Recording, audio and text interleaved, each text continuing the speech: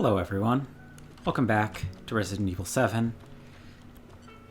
I don't know why, but whatever visual fix happened last session has unfixed itself once more. So, once again, I am seeing a way too blown out bright game, and hopefully you all are seeing a game that is not too dark. But it's time to finish up. It's time to close out the game. We just kind of have one section to go. I think we will do the DLC. I don't know if I'll do all of the little mini-gamey DLC which exists. But I'll definitely do... I think it's not another hero or something like that. I forget what it's called. The one where you play as Chris Redfield. And then the End of Zoe, which... those two are certainly the most pertinent to canon. And while not being, like, true sequels... Man, I'm really getting my sea legs back. This is my first session today. My control feels weird. Let's just do shotgun. We have so much ammo.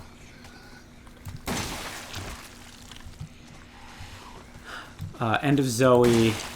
I won't spoil who you play as in that, but those two, while not officially sequels, do continue the story. They wrap up some loose ends. They explore a few things that we've both talked about and alluded to so far. So, I don't know. I think it makes sense to cover those before we go into... do I want that? Really.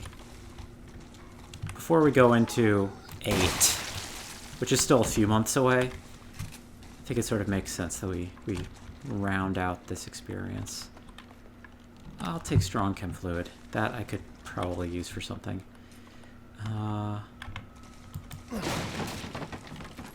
Actually, I don't need that, so let's just drop the machine gun ammo because I'm not going to use it.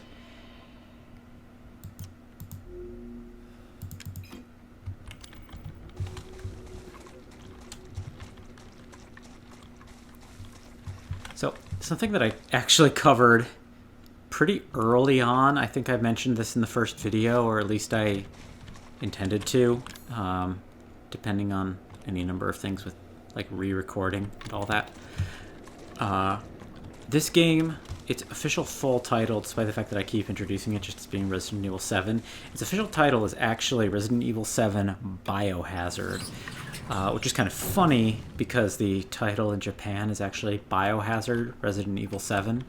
For those of you who don't know, this is kind of like Resident Evil Lore 101, so it's a little bit silly that I would mention it this late into the playthrough, but if you aren't familiar with the series, or at least that familiar with the series, in Japan it's not called Resident Evil, it's called Biohazard.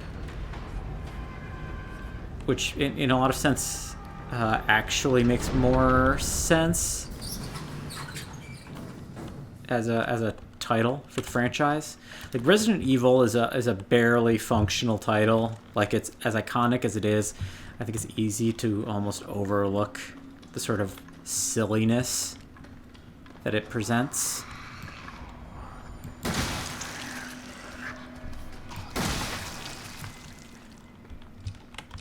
Like, evil in the use of the title is made into this kind of like singular noun or something. Oh, that is okay, so we'll have to keep an eye out for these now. Once again, kind of hard to see with my blown out visuals, but we will do our best.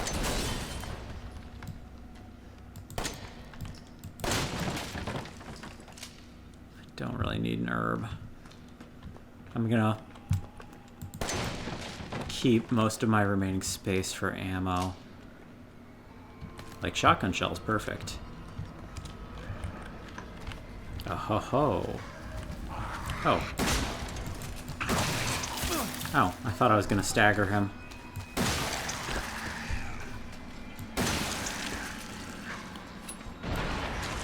Oh, cool. And he blew himself up with the bomb. So let's me check over here. Nothing. So Resident Evil, I guess resident becomes this like modifier to evil, which would refer to like a singular subject that is resident to a place in the way that you would talk about like a resident physician or like a resident writer or something like that. Resident Evil is like the evil that is officially resident to a place. And that's, as I said, a little bit silly. It's a little bit awkward. It's not grammatically incorrect. Mag ammo I don't need. I don't have the Magnum. It's not incorrect, but it's also not really like a thing that we say that much.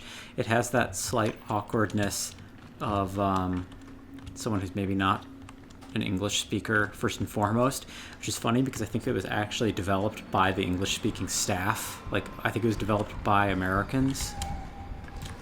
Hi. Ow.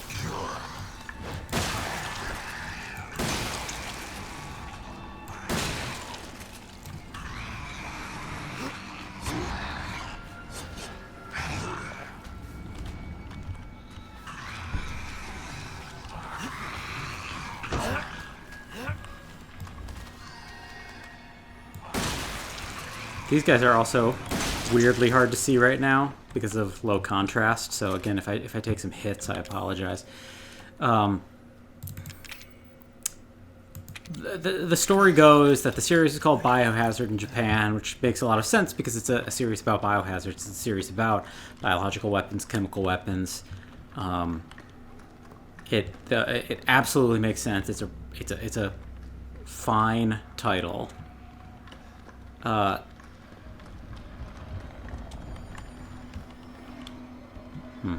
I hear guys, I don't see guys. Oh. If I push, will this kill them? Got the title Biohazard. My understanding is that the American localization team or the American publisher or something, somebody basically said, like, we can't call this game Biohazard. There's no way, there's just like no conceivable way that we'll ever get a copyright or a trademark or whatever. Biohazard's like too generic for us to have a shot at this. Apparently there was a failed game at some point in the past also called Biohazard. On top of which there was a band at the time.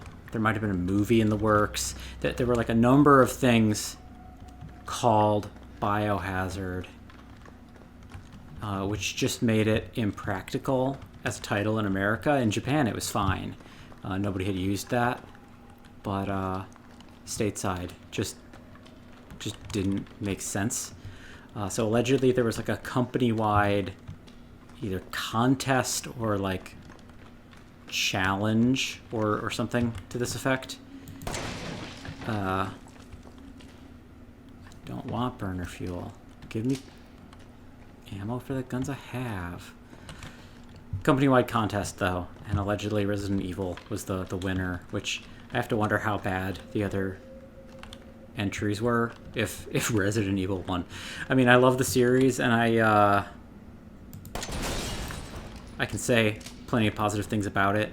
And, like, the title works. It's become iconic. But, like, on its own, I don't think it's actually a good title, really. Yeah.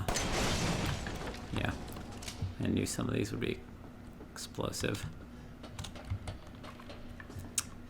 So, yeah, it's this funny thing that they finally, as this series is modernizing, and as I brought up kind of in the early episodes, this game is meant to be kind of a soft reboot to the series. It's like meant to like get people's trust in the franchise back. It kind of made sense as this roundabout thing that like the game that's sort of a remake of the original in some regards, because we start in the mansion and then we end up in this underground lab. well, not only that, but there's also like in the first Resident Evil, you like leave the mansion and you go to like this like dirtier, older house like in back of the property, which also happens in this game. There's a lot of like individual little things too, like these weird key puzzles. The thing about the position of the clock hands shows up in a puzzle in the first game too. There's a lot of throwbacks, and because it's a soft remake, like really soft remake, like barely. It's more like an echo or a rhyme, so to speak, in the terms of George Lucas. I guess I could take herbs. It kind of made sense that the original title of the Japanese one would get applied here, since Resident Evil 7 Biohazard, and because it's about this like evil residence in the case of this mansion setting, it also sort of made sense that for the Japanese title they made it Biohazard 7 Resident Evil. Let's check what's on here. Sent Friday, January 16th, 2015, so a little more than 2 years in the past. Thanks to you guys, it's been about a week since my head's been clear and back to normal, and she still thinks she's got me. You guys really need to work on fixing that. Not only does she look like a little kid, but she's about as stupid as one too. Mom and Dad are still totally under, though. I was wondering, is this whole family obsession something you guys programmed into her? It's kind of fucked up. Friday, November 4th, 2015. So all closer to 2 years ago, but almost a year after the previous message. That bitch Mia is somewhere in between Eevee La La Land and reality. She gets pretty violent, so I locked her up in a cell. Thought maybe Eveline would get mad since Mia's her favorite and all, but she doesn't seem to care. She actually goes and visits her sometimes. She thinks Mia's her mommy. Like I said, your bioweapon is fucked up. Sent Friday, September 1st, 2016. So about a year ago. Almost a year since the last message again. Eveline's family obsession is getting out of hand. She's making everyone kidnap more and more assholes off the street and add to her freak show of a family. Maybe she's getting tired of Mia not coming around, but it's a pain in the ass for me because I gotta clean up the mess whenever somebody new comes along. By the way, Evie's looking sick or something. Her skin's getting all wrinkly and she's getting gray hairs. Is that supposed to happen? It's almost like she's getting old all of a sudden. So yeah, Lucas was in contact with a third party, which is also why, although he remained infected, he had a different kind of lucidity than everyone else involved. The fact that he was more directly or more clearly like this villainous bad person prior to infection is maybe why he was chosen for whatever this third party is to contact him. But yeah, there we kind of get the final nod. If y'all haven't put together the clues, Grandma is not a grandma. Grandma is Evie. That's why there's a picture of her that says E001 literally right at the start of the game. She has prematurely aged because she was like born in 2014, basically, like right when this right when the boat crash started all of this. Like she even though she looked like a 10-year-old, she was supposed to be like really young, like a few months old or something. So she has accelerated aging, and maybe Lucas is the only person who could tell that she was aging. Maybe everybody else was hallucinating her as a child still, but I don't really know. Infection report, it says at the top of the page. This report details the symptoms that appear when a bacterium asterisk, hereafter referred to as mold, that grows inside of the E-Series infects a human. Be sure to read this document thoroughly before dealing with the E-Series weaponized assets. Initial infection. The mold ingests nutrients from the subject's body to propagate itself, slowly taking over cells within the body. As a side effect of this, the infected subject gains remarkable regenerative abilities. During experiments, we removed arms and legs from the test subjects and found that they were able to co-opt amputated limbs in a matter of minutes. Mid-stage infection. Once the mold reaches the brain, the subject's thoughts become in tune with those of the E-Series asset. The subject starts to hear things and experience hallucinations, and soon comes under complete control of the E-Series assets. If this state continues, the host will lose all sense of ego. Complete infection. After every cell in the body has been taken over by the mold, the subject begins to lose their human form. Physical mutations differ from case to case, but all result in him or her acquiring incredible physical strength. containing a subject at this stage would be extremely difficult. Anything on the back? No. Well, I wouldn't say it was hard to contain them. Like, they threw them in an incinerator, and that one, Travis couldn't get out. So we have 10 minutes after dose, death. I think it's Mia outside a window. E-necrotoxin E-series dosage test. 5 minutes after dose, vomiting. Like what looks like an autopsy. 12 minutes after dose, cell calcification.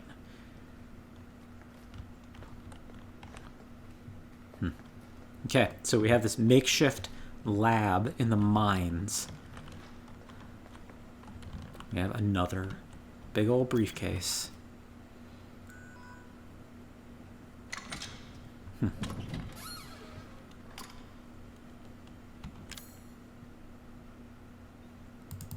I presume. E-necrotoxin destroys cells of any subject based on the E-series bioweapon model. Used only for disposal of E-series assets. The toxin must first be stimulated before use. Do this by placing a sample of the E-series cells into the necrotoxin container. E-necrotoxin.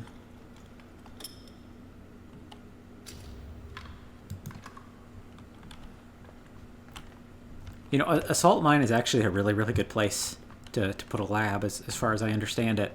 The temperature might be an issue depending on how deep you go. But at the same time, maintaining consistent temperature would be really easy. And the big thing is that it would be really, really dry. Like, all humidity would be absolutely sapped out of the air. Storage actually happens in salt mines sometimes because of this, like for permanent archival storage or long-term archival storage. Famously, if any of you have seen the movie, what's it called? Event Horizon, which is the sort of Lovecraftian haunted house in space movie. The like alleged lost footage of the director's cut was found stored in like a salt mine in Eastern Europe, which is very, very cinematic. Like, that's about as horror movie as it comes. This is research report, it says at the top of the page. The actual text. Eveline's functions also include the ability to form organisms from mycelia, the fungal filaments. The term organism is used loosely here. Strictly speaking, they are superorganisms formed of countless mycelia. What's important, though, is that they exhibit a strong survival instinct and will defend themselves ferociously with the slightest provocation. Their fungal toughness and remarkable strength give them significant battlefield potential. The researchers have been calling these superorganisms the molded, made of mold and also molded as in shaped. The name has a certain elegance to it. For the treatment of accidental infections, performing bleep on samples of Eveline's body tissues produce a unique fungicidal serum. Administering the serum to an infected subject will cause the mycelia to calcify, but if the subject's cells are already largely invaded, the serum will be fatal. Since the treatment window is so small, the serum's primary use is therefore disposal of infected subjects rather than a cure. In exploring the serum's potentials, we found that subjecting it to bleep would enhance its effects to extreme potency, becoming a compound we now call E-necrotoxin, which bleep in even tiny amounts. What's been interesting to observe in Eveline's behavior is her obsession with the concept of family. In experiments, we found on multiple occasions that infected subjects were compelled to act as her mother or father, treating her as if she were really their daughter. Why did she settle upon family as the theme for her mental control? This is just speculation, but it could be that she instinctively understands that a family unit is better suited to blending into social groups than a lone girl. On the other hand, well, sentimental sort might suggest she's making up for a perceived lack of love in her quarantined upbringing. A parent's love. Anything on the back also? Yes, but not that I can read, and the text is reversed, so that must be very thin paper.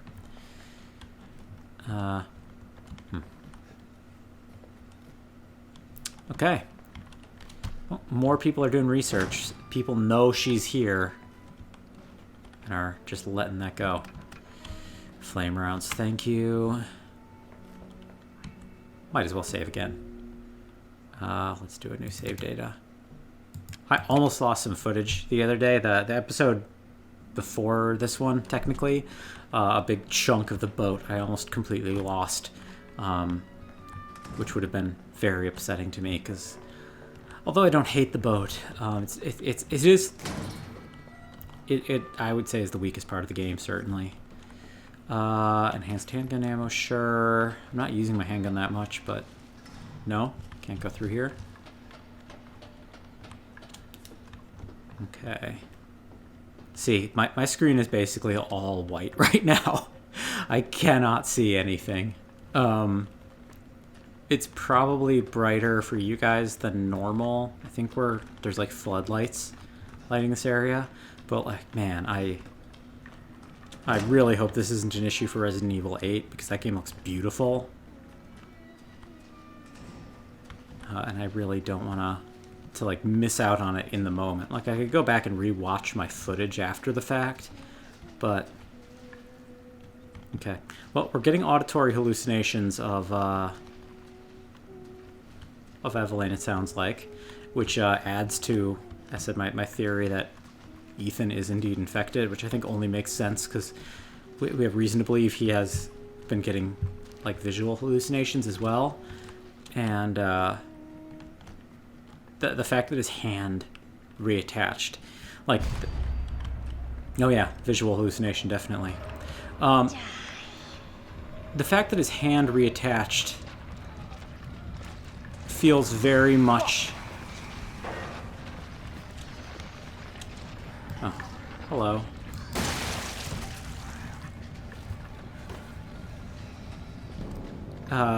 Like, the document we just read in the lab literally lists the symptoms as, like, starting with, oh,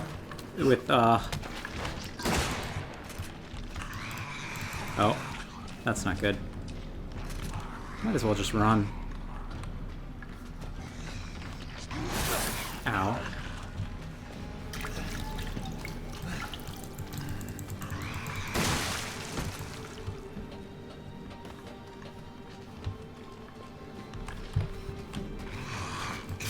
Ow. Jerk. Another remote bomb. I'm not really using them, but might as well. Anybody in here? No.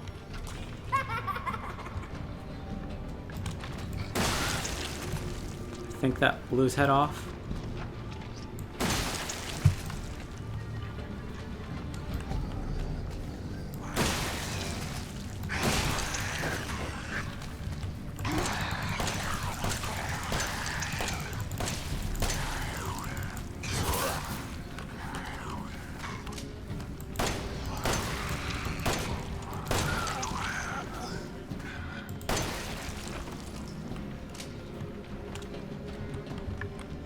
I should also... Oh. I do have...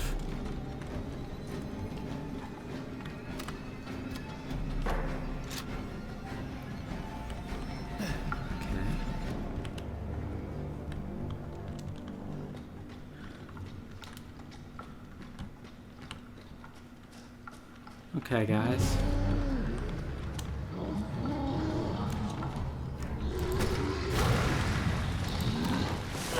Ow.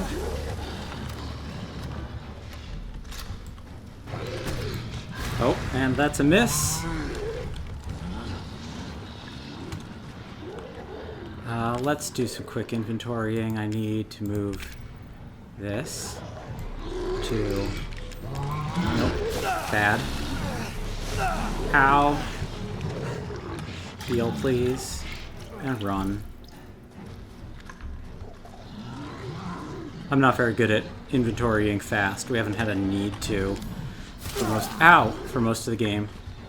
Oh, you're fast.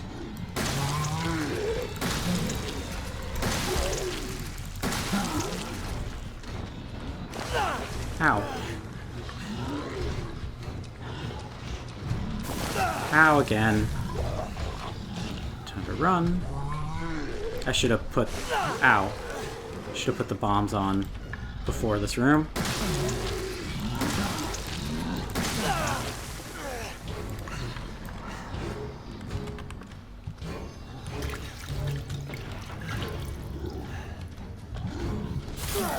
Ow.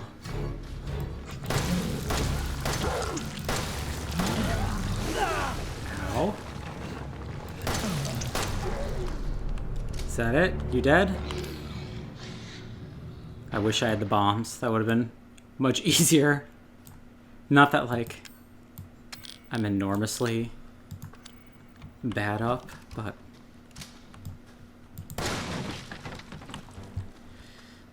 shotgun shells I'll take.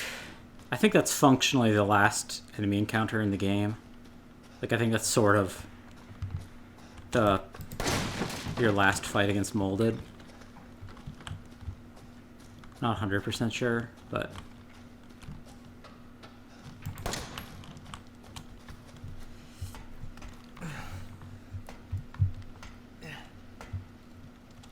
Like, if there's Molded at the top of this ladder, ignore what I just said, please.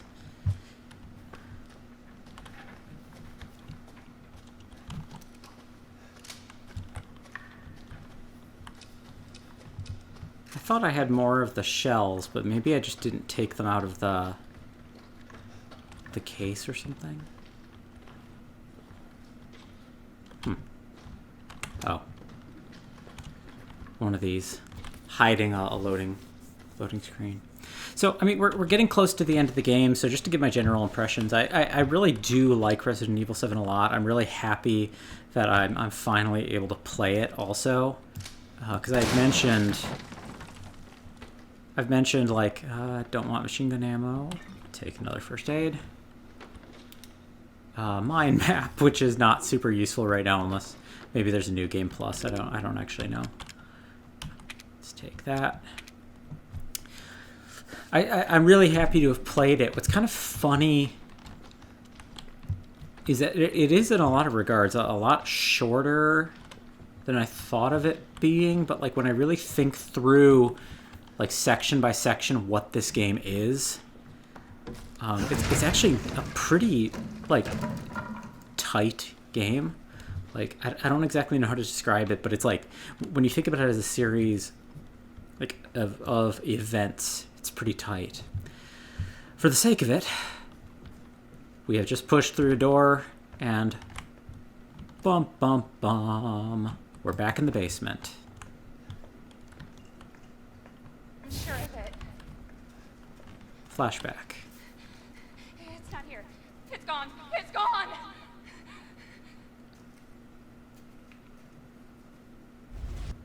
Yep. So she knew that there was another door in here. She was not talking about that one. She was in fact talking about this one, which I think is kind of interesting. It sort of actually lends to oh, and that's locked now apparently.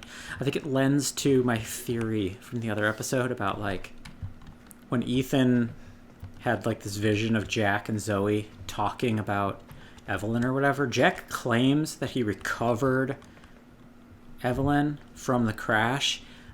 I am wondering if that's either a lie that he was using to cover himself, or if that was Eveline speaking with him as an avatar in a hallucination to try to convince Ethan of something.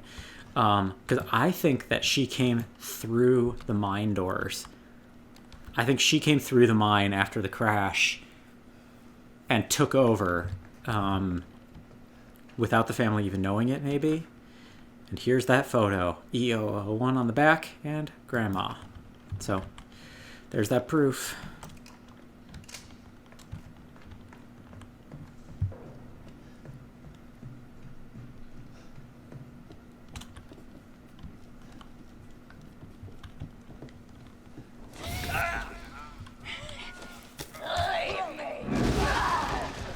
Once again, the lighting effects, the screen is basically all white.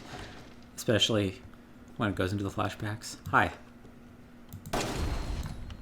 This is your fault. Nope. Why am I seeing this? Ethan, it's okay. It's okay, it's me. No, you didn't mean to. This is a flashback. Kill him, Mommy.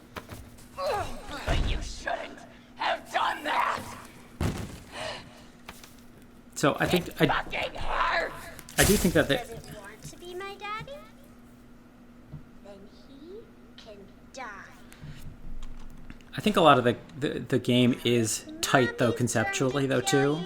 For all my discussion of the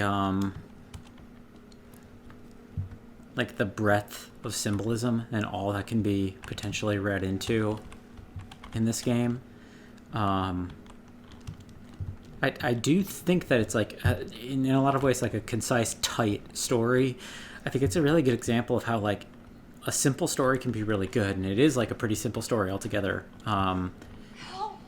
But it's tight, and there's a lot of there's not a lot of left-right freedom, lateral freedom, so to speak, but there is a lot of depth to talk about, and I think this. I think this thing about Eveline, Ethan, help me. whether her obsession with family is legitimate or not, is I think really interesting. I think it really is up for debate of like, is she faking the interest in family because that's part of her programming, or has this programming corrupted her, kind of like in the movie of Inception, where like a poorly done Inception Leave me to die. like a poorly done Inception can sort of like screw you up. Can like screw you up because it like consumes your whole being. Like everything about you becomes about that. I have to wonder if her programming is kind of to that effect. Like her obsession with family meant that even when she gained a family, whatever that means, gaining a family didn't satiate her need for a family, because she wasn't necessarily programmed to find satisfaction in finding a family. She was programmed, I think, to just continually, obsessively seek a family. Where the fuck are you? Yeah, where are you? I'm having trouble actually figuring out where I'm supposed to go. It's also like the lighting again is getting really weird and difficult for me. So again, I apologize everybody if it does give us a little bit of time to talk though. I think the game is super well balanced though. I think it's super really interesting. I actually regret playing this on easy. I think that on normal would have been perfect, probably. I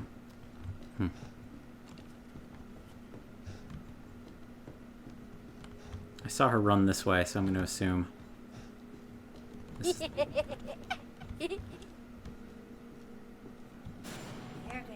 one of us. And then maybe you'll play nice. I'm not playing. No! Get that away from me! But I one of the things I find Want your help. one of the things I find especially interesting about this though is that like this is, I think, like the first time that the series has ever like personified its infections. Like for all that can be said about the zombies. Oh, maybe now I go upstairs. Maybe I've... Oh. Maybe not. Oh. For all that can be said about the zombies thematically and... Hello. I should stop wasting my good bullets. For all that can be said about the series thematically, and how iconic the zombies are, and... the Ganados are individually personified, but like the Plagas as a collective force aren't. Maybe I wasn't supposed to go upstairs that quick. Maybe I screwed up the order of this. Sorry, everybody. Get away! No.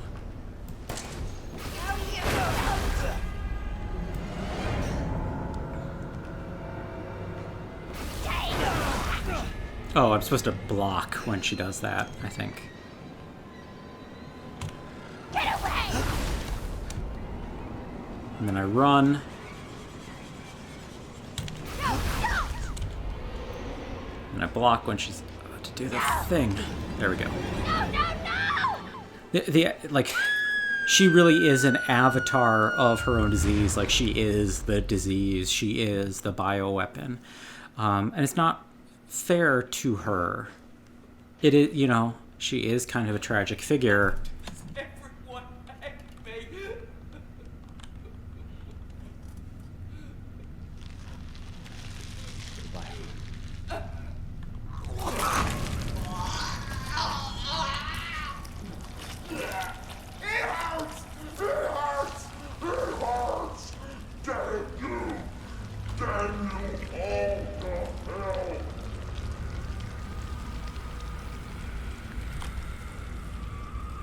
Yeah, I do kind of feel bad because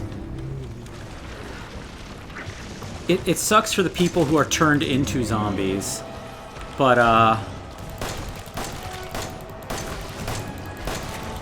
people who are turned into zombies aren't the T-virus itself, certainly. She is the virus. She is kind of in this territory of, like, I didn't ask to exist, I guess. And it's unfortunate for her.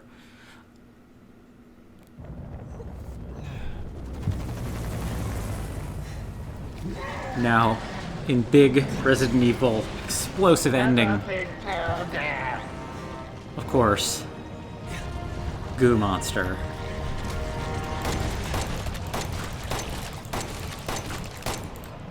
I might as well just dump all my ammo, because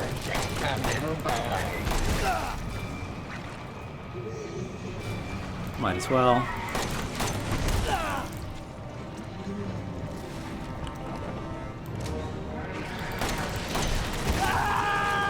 Ah, got me through the leg.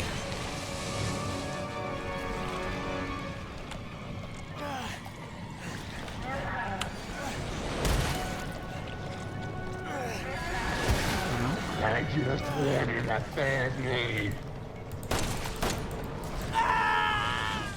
Oof. Drop to the ground, too.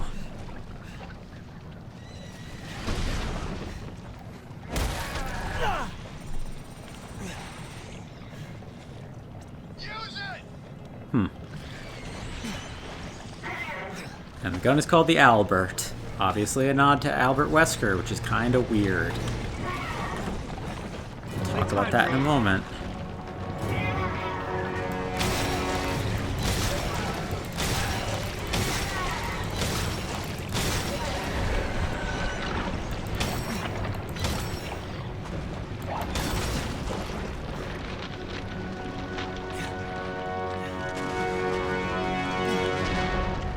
There she goes.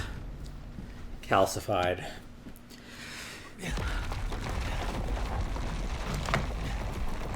Goodbye, Eveline. I'm sorry this had to happen to you. I'm sorry that people made you. It sucks that you were created in such a way that you would end up feeling pain.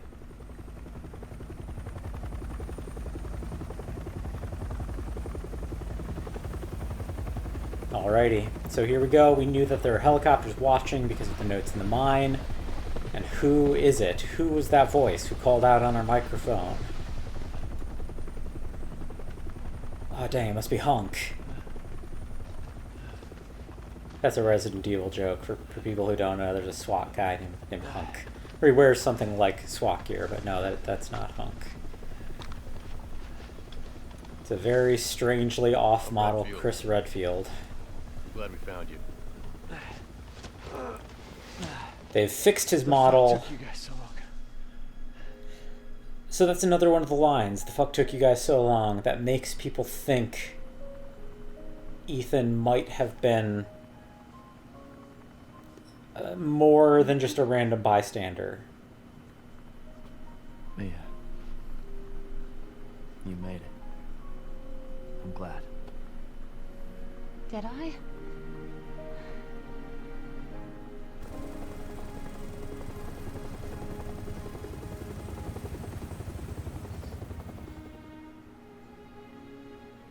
They say that when one door closes, another opens. Well, a door closed tonight. And what a long night it was. But not just for me. Me and I weren't the only victims here. So were the Bakers. It was that thing, Eveline, who made them that way. Oh yeah. But now And Eveline's it's dead. Blue Umbrella. And these guys are here to clean up the mess. I had just come to terms with losing Mia. But now she's back and wants to start over. Put all this behind us. Maybe this is where the next door opens.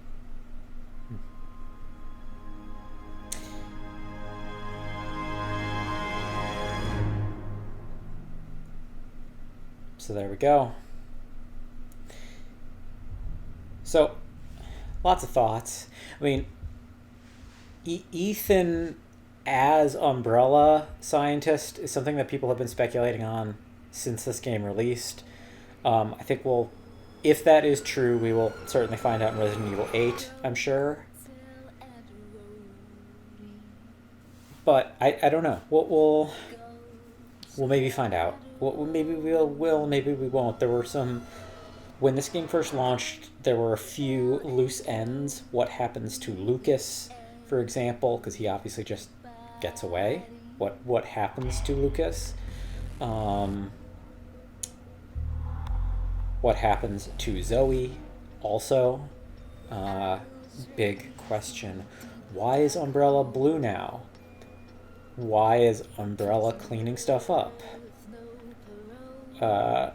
These are all strange mysteries as of this game initially releasing that have...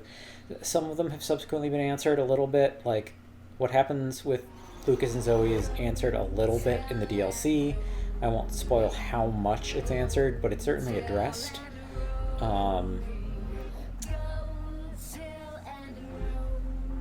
What's up with Blue Umbrella has been explained a little bit. It seems like there's a group of people who are formerly involved with Umbrella who have now committed themselves to dealing with biohazard stuff globally. Why that is happening, I don't think has been exceptionally well explained yet.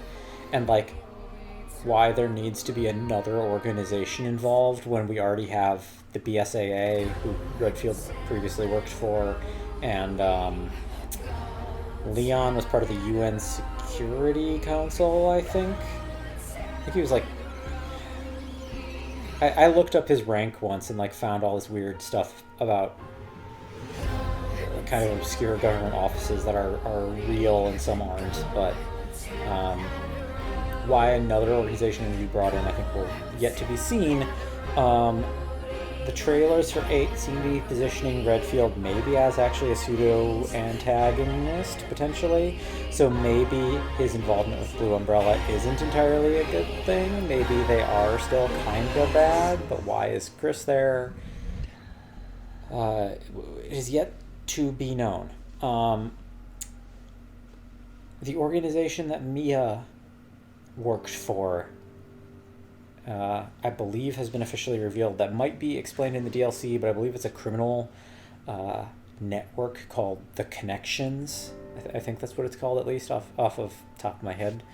So it would be kind of like some kind of weird irony if Ethan were a former Umbrella employee or something, and they're both involved in this biotech stuff, maybe without each other knowing. But at the same time, we actually don't really hear Ethan's commentary on Mia's disappearance, other than the fact that he knows she disappeared, obviously because she disappeared. But he never... He's still so much of a blank slate.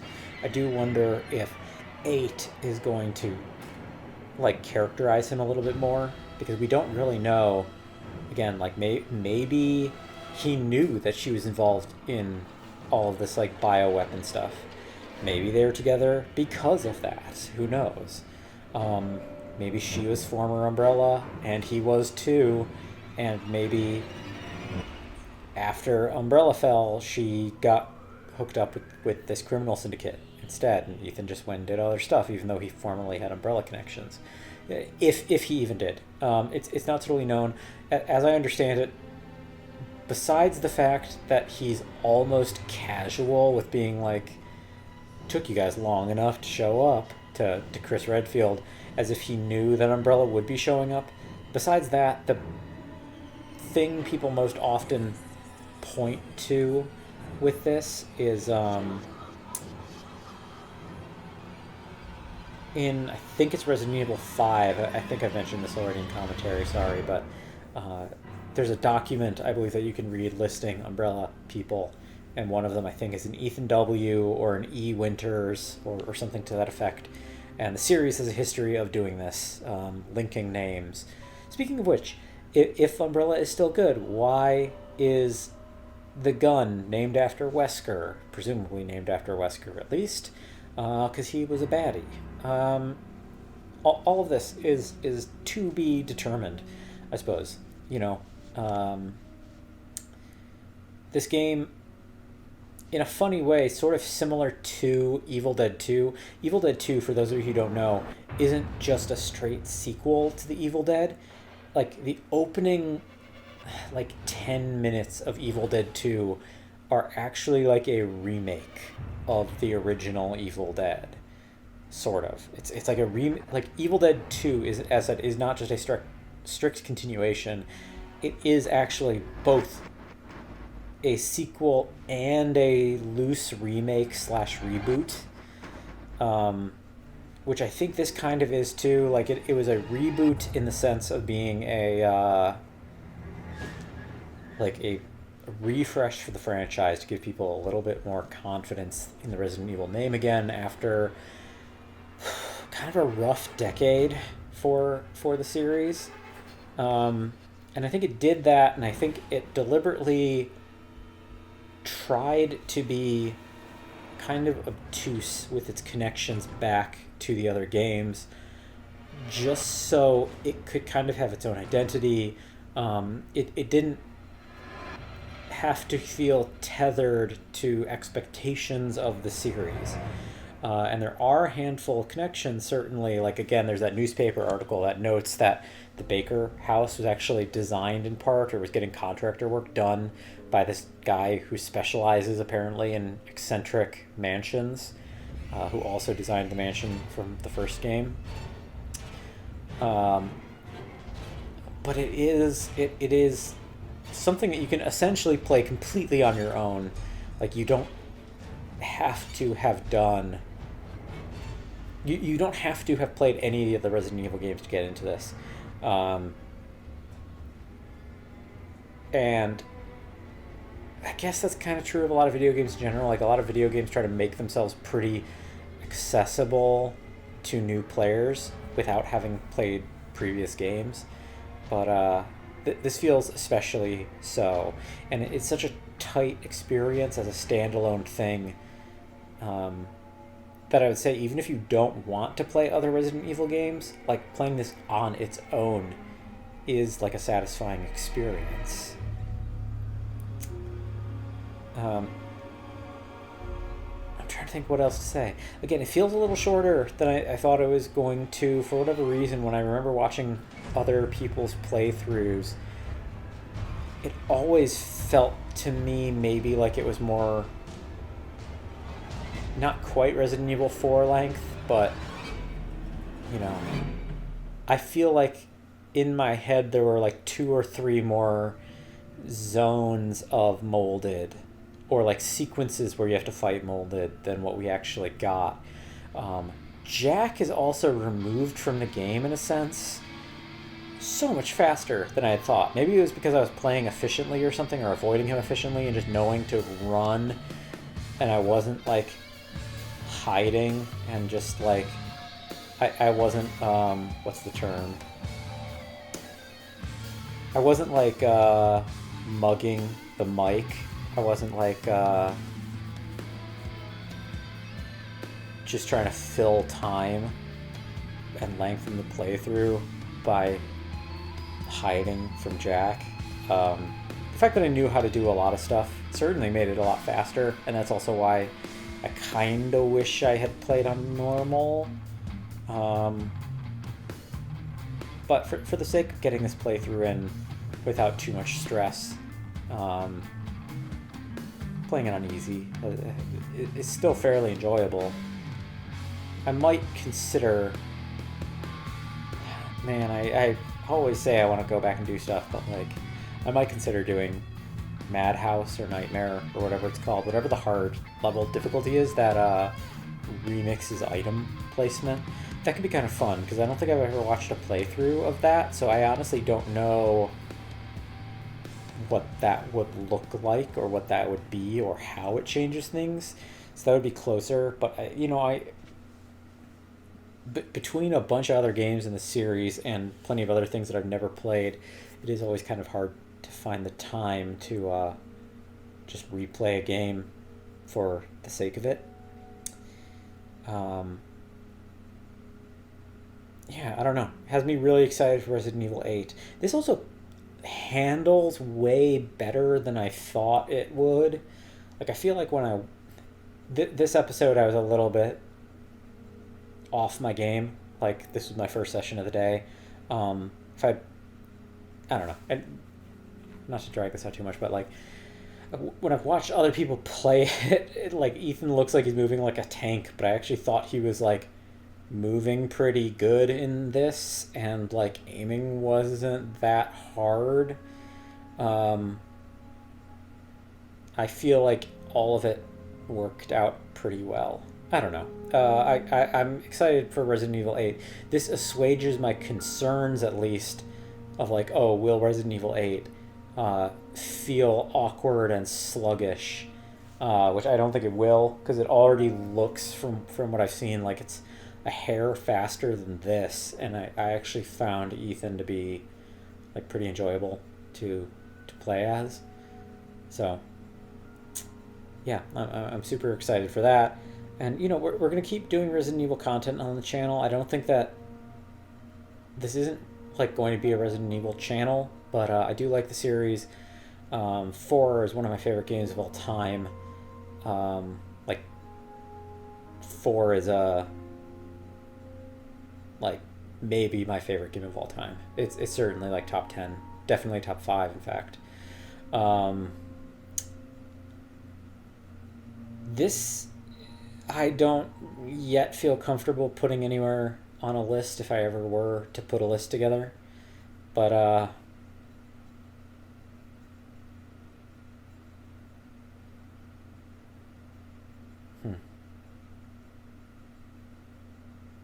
have to read some of this text at some point, because it looks like it's actually plot relevant.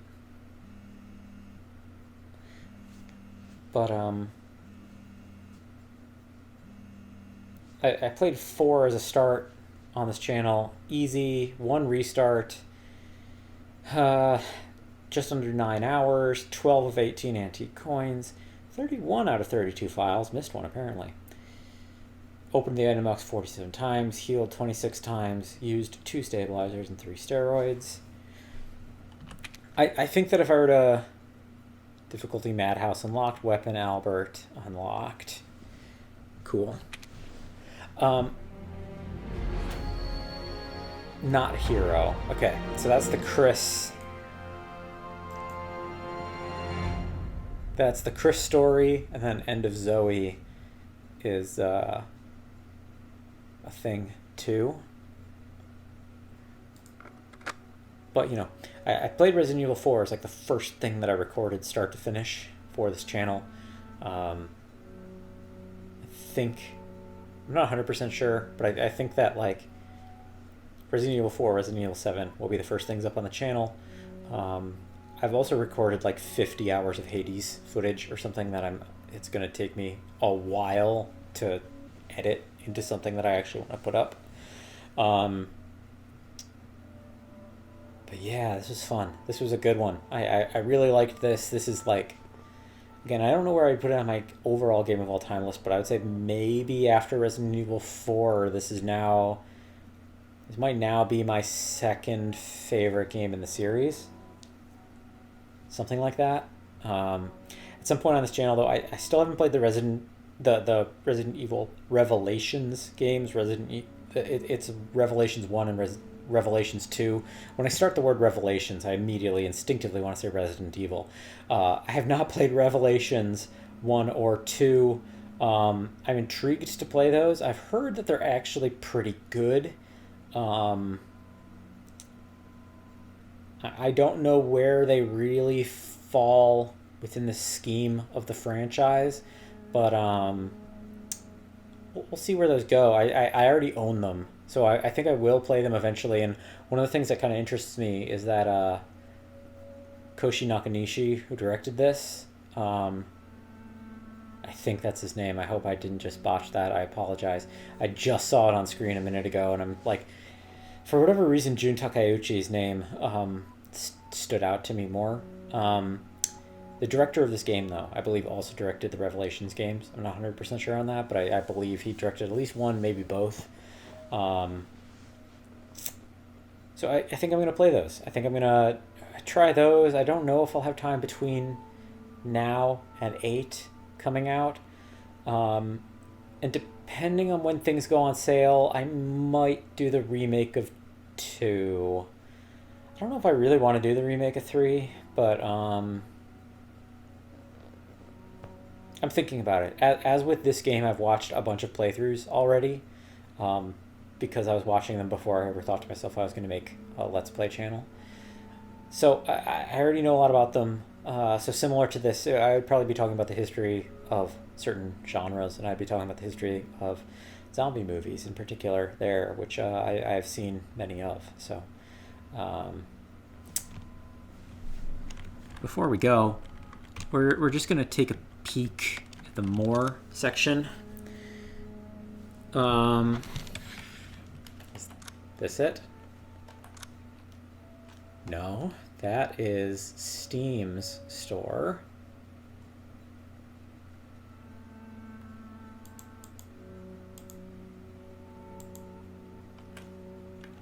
What is RENet? Records, don't care. Extra content. Okay, so we have banned footage. The banned footage things are sort of like mini games, as I understand it. There's one that's like an arena fighter where you fight molded. It's like the closest thing that this game has to Mercenaries mode. There's an escape room puzzle thing where you're tied up in a bed being fed food by Marguerite, and you're trying to escape the room. There's one where you feed Jack. Oh no, that's what Jack's 55th birthday is. Yeah, that's another minigame one. You feed him. He wants food. So yeah, you have to find food. But yeah, Not a Hero, we will play. And Zoe, we will play. Ethan Must Die. I don't know what that is. I don't know if I'm that interested in that. I've never loved the Mercenaries modes or whatever. So we'll get to this. I also want to check out, what is R? What does it give to me? Oh, so that's to the online store. Well, if it doesn't give me a demo or anything, I'm not going to go. Thanks so much, everyone, for watching Resident Evil 7 with me. I hope that you have enjoyed this. It's an unusual kind of series. In general, I think this is what I want to continue having my channel be. I'm trying to build up the muscles for it. I'm still getting better at, getting rid of the ums and the ahs and the pauses. That's kind of how I talk in real life. There is a certain kind of purposefully placed punctuated pausing that I do, probably a result of, growing up both watching Obama speeches and being on the internet all the time when I have the ability to type out messages asynchronous, but I'm certainly capable of speaking. I just need to like build up the structures for it. I speak a lot in my job, and I speak pretty naturally without a lot of pauses, but that's because I know exactly what I'm going to say before I say it. So I maybe just need to build up things a little bit better for this particular venue for this kind of thing. But the podcast format, I hope everyone is kind of enjoying. I don't know if podcast is exactly the right thing, but like talking about horror and horror history and some of the things going on outside of just moment-to-moment gameplay decisions, I think that stuff is interesting. I've just seen so much horror, and I know so much about horror. I have so many movies, I've read so many books, etc. Sharing that when and where I can is, I don't know, I think is something I would like listening to if I were a viewer, so I hope you're enjoying it too. We'll continue with that, and as I said, if I get Resident Evil 2, I will be able to talk quite a bit about zombie movies in the same way that I talked about some with Resident Evil 4, like I talked about Tombs of the Blind Dead, which is a great Spanish zombie film from the early 70s, that subsequently went on to have several sequels, which are all pretty bad, but still I think there's some connections there to Resident Evil 4. And I talked about Burial Ground Nights of Terror, which is an Italian horror film from around 1980. Those are some weird references that I hope people, if they watched that, will look into. I hope people who watched this will consider picking up Skin Shows or Men, Women, and Chainsaws, or check out Texas Chainsaw Massacre, check out Evil Dead, check out Mortuary, another Tobe Hooper film, check out Deliverance, check out Eaten Alive. There's a lot of good stuff out there. As I get better at this, I'll hopefully be able to integrate it more naturally into the episodes. But thank you so much, everyone, for watching. We'll see you next time. We'll probably play the modes soon, so I'll have that footage up. Probably not long after the last episode of this goes up. So, again, take care, everybody.